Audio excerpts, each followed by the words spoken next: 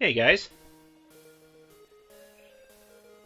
about time we got started on Mega Man 3 for the Game Boy. This one, Capcom went back to Minakuchi after people were very dissatisfied with Biox's rendition of the game. So, we're taken back to similar style as the first Game Boy game. Although definitely much more polished. In fact, this is probably my favorite of the Game Boy games. In fact, most people will say 5, which that one's great too, but for some reason I really like this one. Getting started here though, we have the last 4 from Mega Man 3. Spark Man, Gemini Man, Snake Man, Shadow Man. I start with Snake Man first this time. Mostly because you get Rush Coil from beating him. Always a handy thing to get first. You got the chargeable Mega Buster in this one. Primarily the one from Mega Man 4.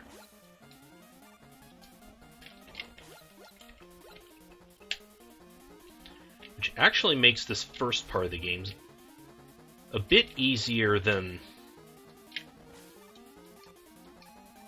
it might have been in the original game, even. Just how having the slide in Mega Man 2 for the Game Boy makes the Mega Man 2 Robot Masters easier. Still hard to hit that thing with the moving segments.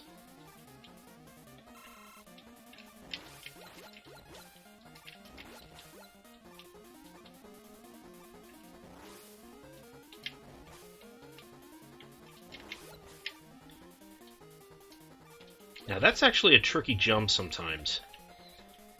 And this game's full of jumps like that. That's really the biggest downside I have with this game. They put in a lot of those really almost pixel perfect jumps, which will be seen a lot more of later.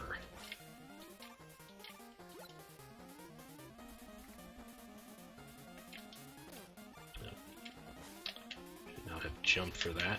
Oops, turn around, there you go.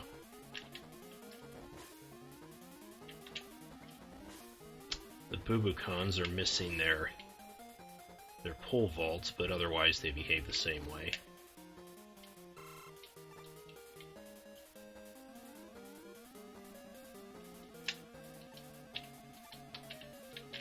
As you might notice, I hope you can hear the music. I turned the volume for it way down so, you can actually hear me over the music, but they did a really nice job on the music this time. None of that really screechy crap in the second game. They did a really nice job remixing the original music.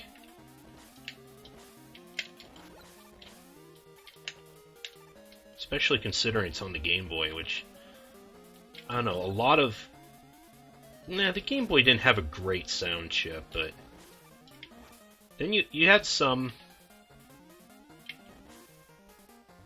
developers that still did the best they could with it, and overall they did a really nice job.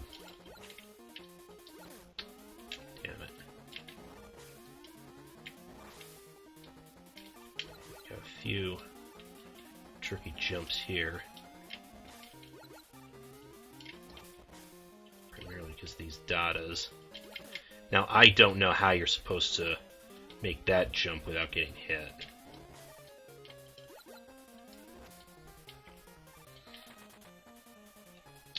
But we made it to the end.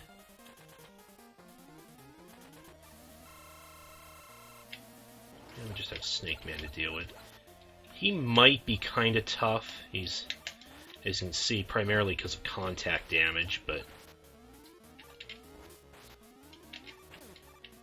And having a smaller room means... Oh, there we go. I was going to say having a smaller room means it's a lot harder to avoid him. Fortunately, because of our chargeable Mega Buster, he's also quite manageable.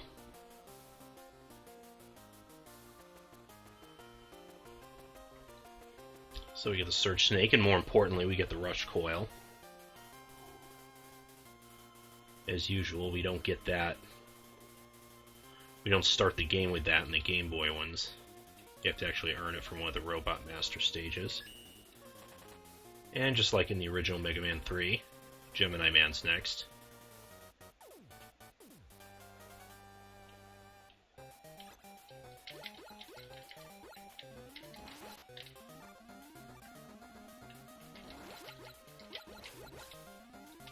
Penguins, and we got the Yombos.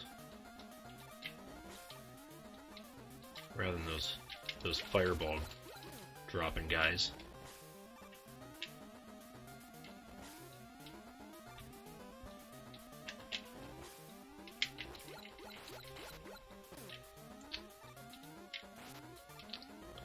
They're really crowding the screen here. We have the Picket Men.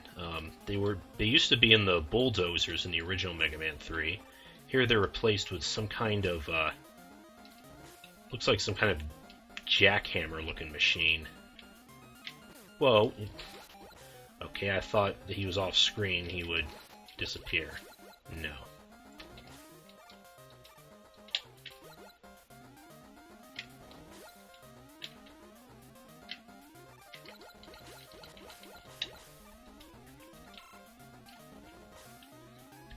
If you want to, Charge Mega Buster just rips right through these pole legs. Oops. Damn it. Get. Oh, shit. Get. Okay, this is bad. It's not quite what I wanted there. That is what I wanted.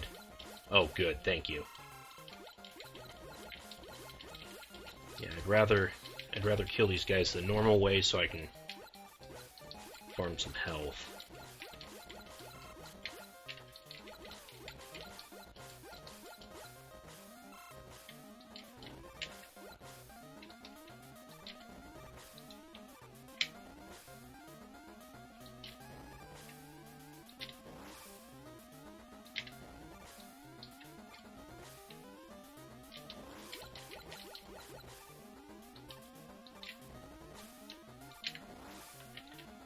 Put some spikes in here, but fortunately I can leave some of these eggs intact and just use that as a bridge.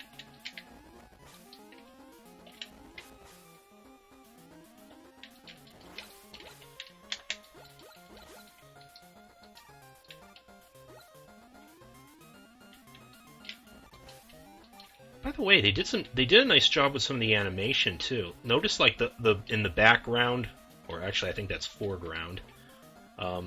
And also the eggs, they're actually animated. They weren't like that in the original Mega Man 3. Those giant penguins are back. We have to shoot them in the cranks though instead of the eyes.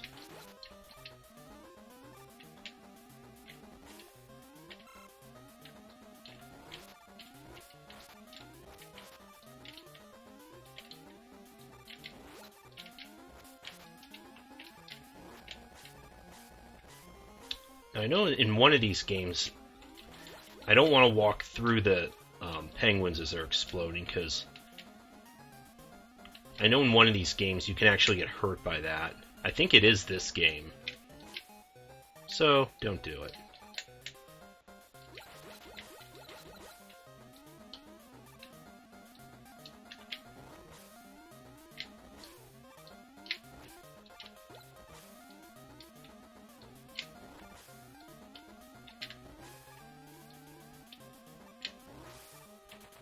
Alright. Made it. And at full health at that. That should be good, because Gemini Man can, again, be a little bit tough, because of the cramped quarters and the contact damage he deals.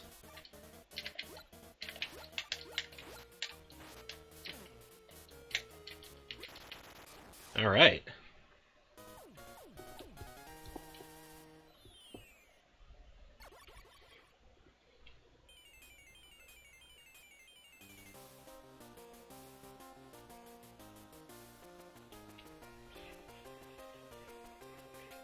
Unfortunately, the Gemini laser still has the problem it did in the original game of being really slow, even slower, in fact, I think, than it was in the NES game. But Shadow Man's next on our list.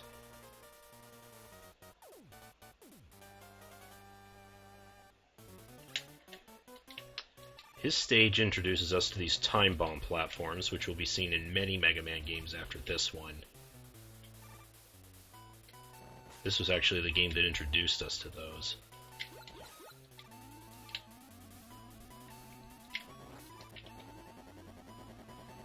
Overall, though,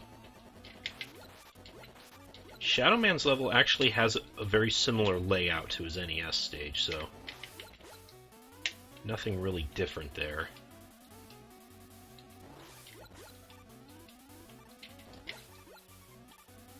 Oh, these guys.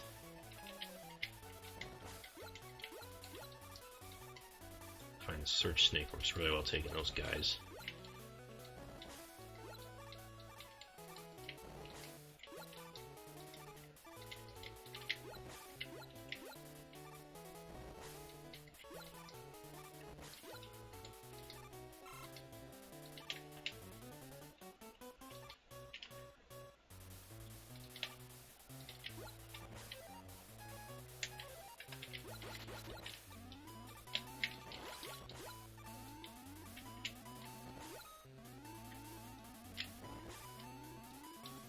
And now the segment with the Parasues.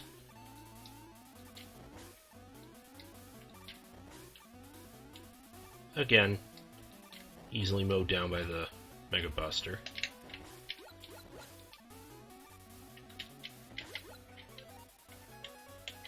Oh, then we got another one of these segments.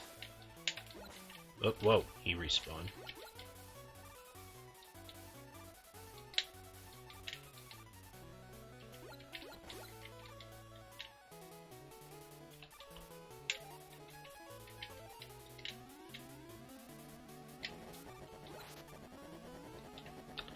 Fortunately, they give you a little safe spot over here that he can't follow you down. Down one little step. Thankfully, Shadow Man is easier in this game than in Mega Man 3. Mostly because they nerfed his speed. And again, the chargeable Mega Buster means you can beat him a lot quicker, too.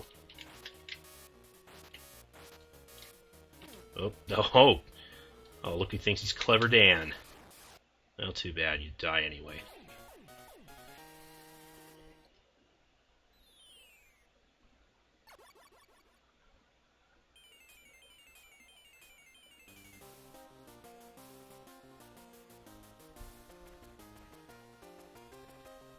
Shadow Blade, about the same as it was before. Still very useful. Alright, that just leaves us with Sparkman.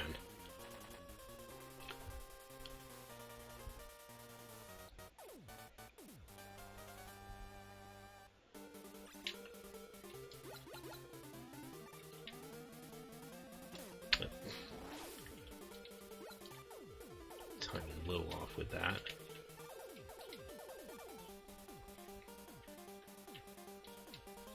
These things are so annoying. Essentially, they just make you wait. That's all they do.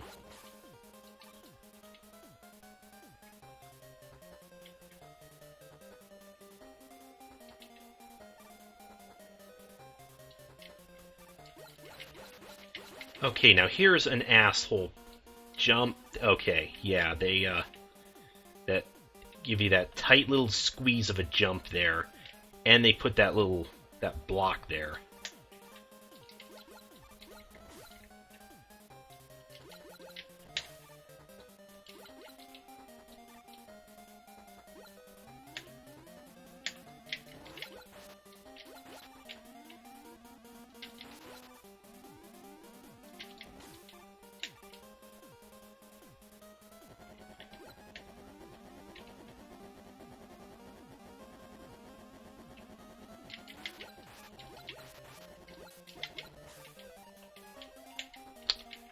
oil enables us to get to another E-tank.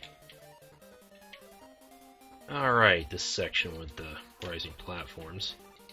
They do rise much more slowly, but what I hate is when there's a bunch of them on screen. We got a lot of slowdown going on, which always feels like it makes that segment a little dicey. Just take the hit and move on.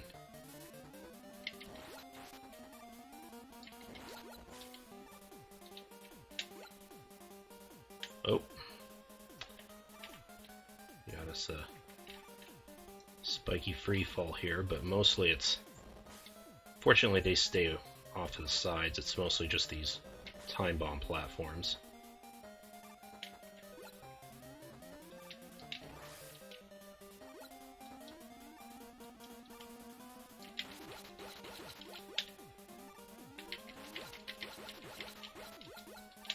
Oh.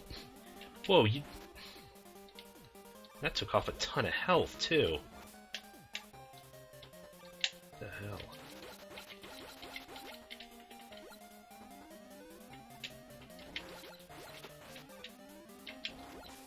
Oh, thank you. Just what I needed.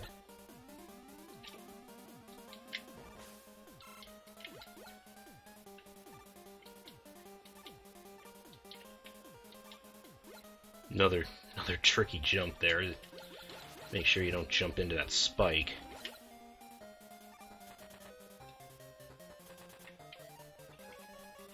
Alright. Just like the original game. Beat Sparkman pretty easy with a Shadow Blade. He did change up his pattern a little bit, I noticed, from Mega Man 3. At least in that he fires the big spark first, then the 8-way shot.